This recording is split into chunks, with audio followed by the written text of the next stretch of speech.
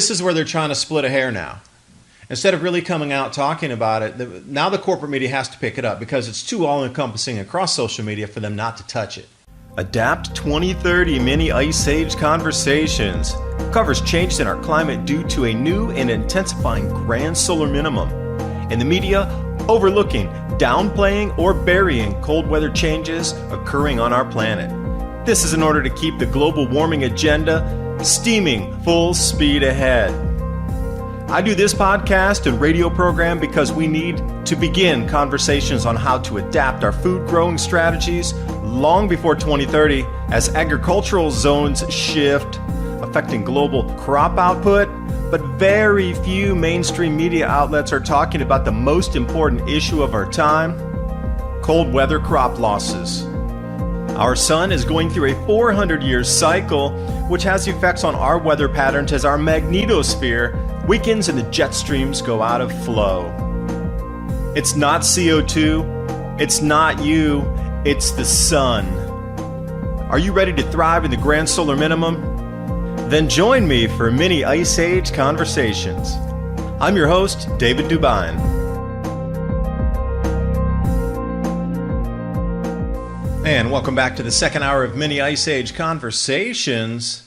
I'm your host, David DuByne, creator of the Adapt 2030 channel on YouTube, as well as this podcast and radio series, Mini Ice Age Conversations, discussing entry into the grand solar minimum and how you can keep your family safe and grand solar minimum climate prepared with your communities. I did want to touch on quickly here, down here to Australia, down to Brisbane, they had a half a year worth of rain in 1 hour. But here's the interesting thing. Instead of calling it the record most recorded rain, because they haven't had anything higher than these totals apparently, hasn't happened before in Brisbane.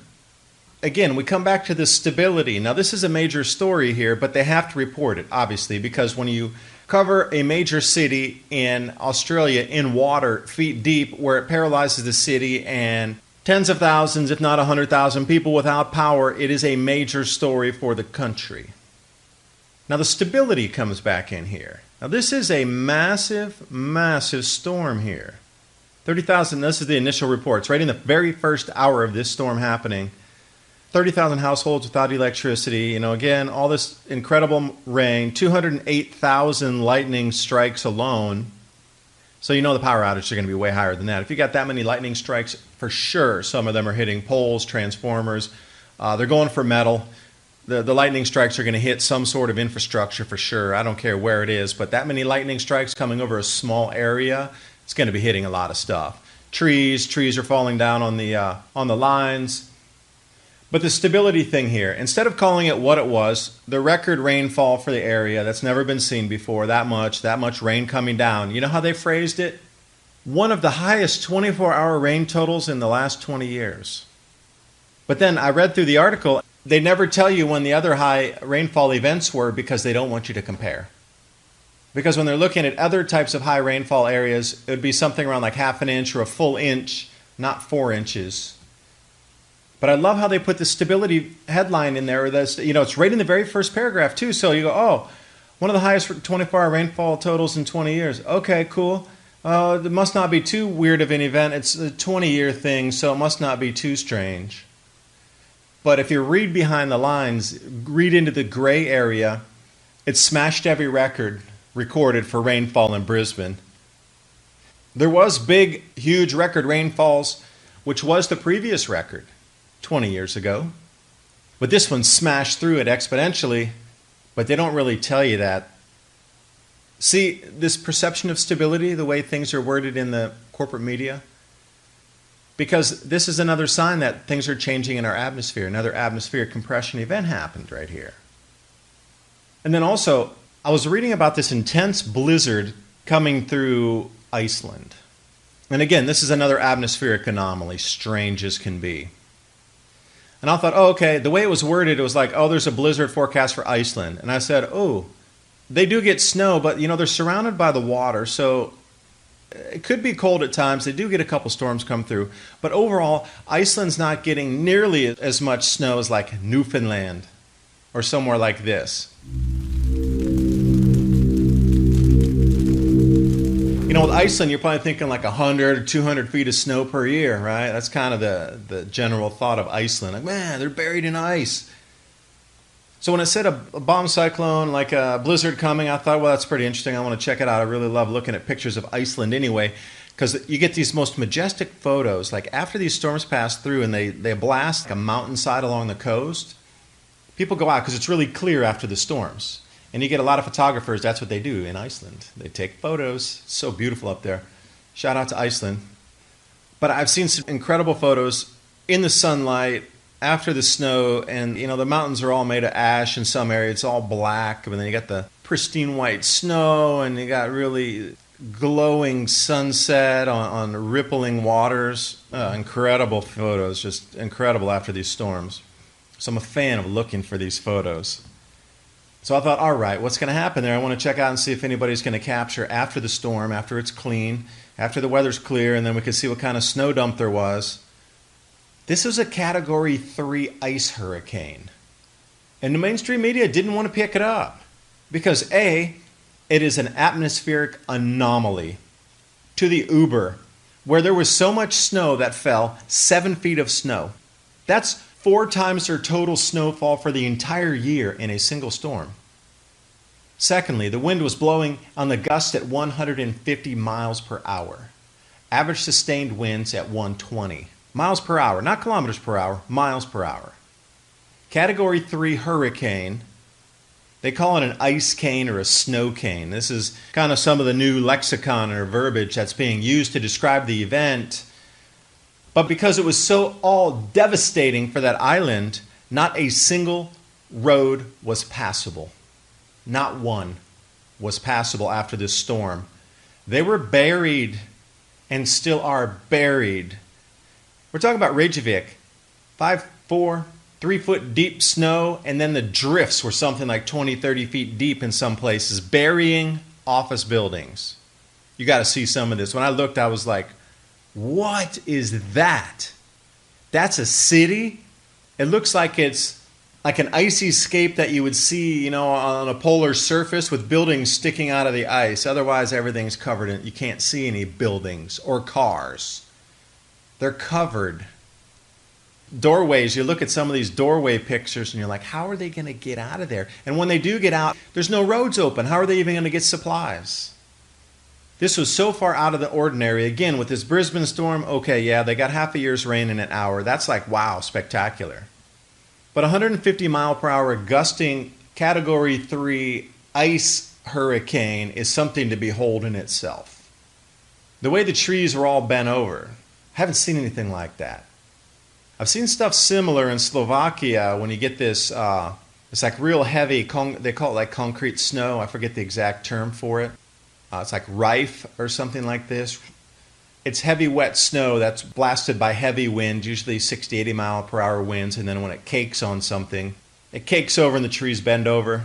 And once the front passes, that snow starts to freeze and solidify.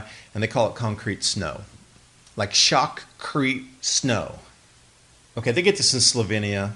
But this year they had it in Algeria also, which is strange. To get that kind of like shockcrete, they call concrete snow.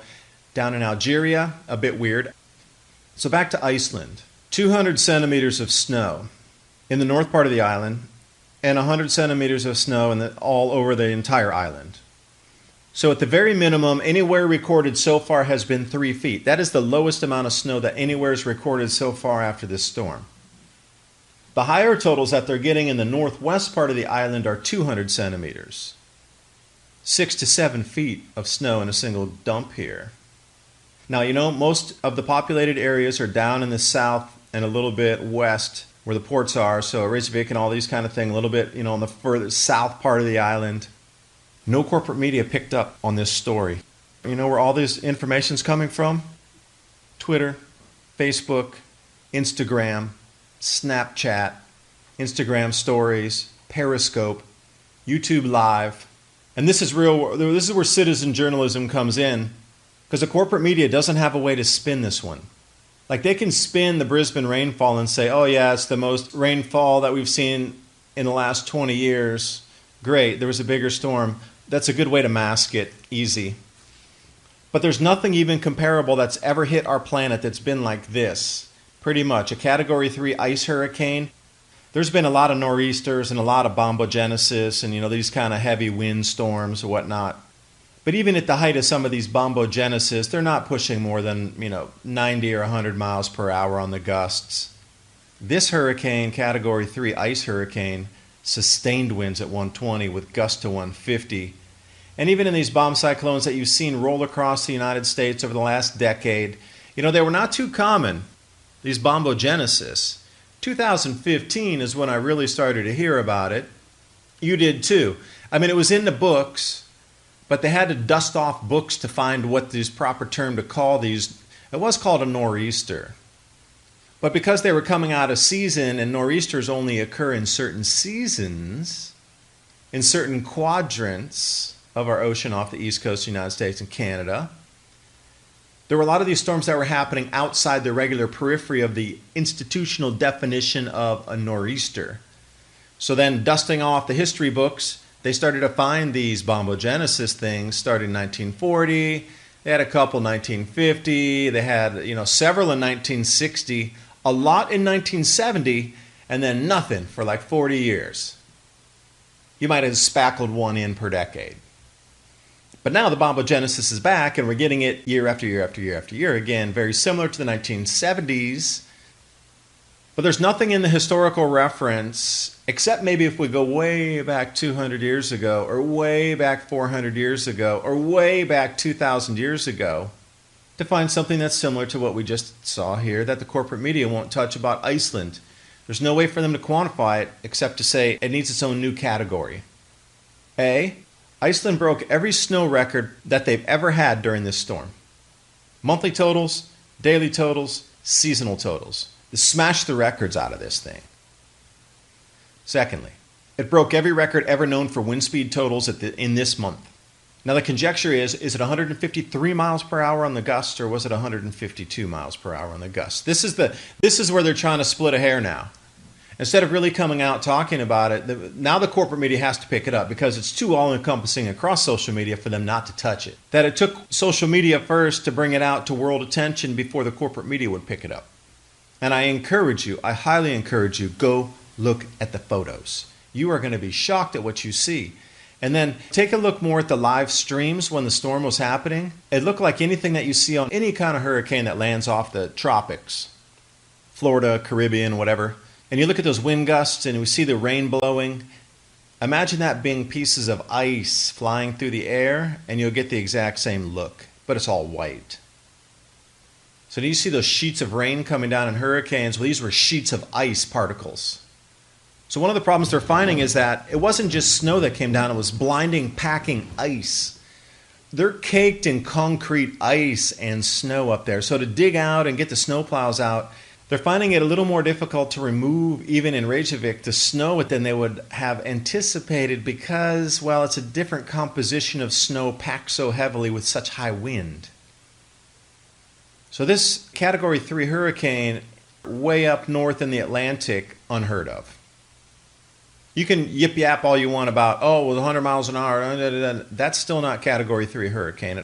They classified it Category 3. The storm trackers, go up to the cyclone tracker, put it at Category 3. Most bombogenesis and winter storms, etc., you might get a Cat 1 for a very short amount of time, but nothing like this. They need to put a new band, literally. And the snow totals, they need to add a whole new range total up. It's never been this deep. Wind speed and velocity, they have to put in a whole new band above, 20% above what the old high wind speeds were just to encompass this storm. So these are the kind of events that we're getting into right now.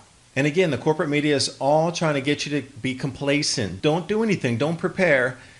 I'm going to say corporate media and government and bank, they don't want you to shift your spending habits. See, this is the dangerous thing at the moment. I'm going to commend off some articles off Zero Hedge that'll blend right in here so succinctly, like, wow, that does fit. But the perception of stability keeps the just-in-time delivery system functioning. The perception of stability and you continuing your regular spending habits and your regular routines keeps the banking system functional. If your perception of stability is shaken and you start to go buy more than you regularly do, Okay, you're one person, two people, a neighborhood, a city. We see what happens during hurricanes. Shelves empty out in seconds or minutes or hours. But the rest of the country around it or the next state over, generally not too affected. I mean, some of these strange hurricanes that would roll through multiple states, multiple countries, whatever, multiple island chains. Okay, wherever the hurricane's going to touch, people are going to buy emergency supplies. But once you get outside that zone, the rest of the world's still functioning completely fine. And any kind of shortages, there might be extra at warehouses or in some sort of production facility that can be expedited and sent directly to that area. Outside the supply chain is like an emergency delivery, specialized delivery, extra delivery just for that spot. Fine. Happens all the time? Great. I'm glad we are that adept at being able to shift cargo that quickly to help emergency response. That's great. That's something we need right now. In this day and age, we need to be more interconnected than ever with our shipping, communications, response. And we are. We're at the apex of what we know the apex of. But we thought the same thing 20 years ago. We're at the apex. We looked at 20 years ago. We're like, oh, they were so inefficient. They were missing this. So look back in time when everybody thought they were the apex of whatever they were doing. Go back to the 1950s. Do you think our emergency response has shifted? Because in the 1950s, they thought they were the top of the top of the top of their response. They were nowhere close. I mean, look back in that 50s, geez, they're the Stone Age back then. So everything is going to be shifting, and we get better as we move along. The perception of stability on a global level is something entirely different. A regional disaster is roped off into that disaster area. Supplies get limited. Your perception of stability on a global level, because if the global supply chain locks up because everybody's buying 10 times more than they would. So imagine just a thought experiment here. Everybody in the entire United States goes to stores, Home Depots, wherever it is, and they buy 5 times more than they normally buy. And they buy some items that they would normally buy, like seeds, tools, garden tools, shovels, generators, solar panels, water filters. These one-off kind of items that people would buy. Everybody goes to buy one. But when they go supermarket shopping, everybody buys 5 times more than they regularly buy. Everything would run out of every store and everything across the United States within a couple days. Literally. Bed Bath & Beyond, where you could probably get the jars there for canning, so that whole section would run out. Long-term food, the vacuum packers, these kind of things that you can, pack your own and it pulls the air out of the bags. All that stuff would be gone, but the little scented candlesticks will probably still be there. Our supply chains would completely lock up and break down if everybody's perception of reality, of stability, stopped in the same days, weeks, or months, and they all went to buy everything. Everything would just lock up. There would not be enough in the supply chain to satiate everybody's need. Because we all have enough money to buy stuff.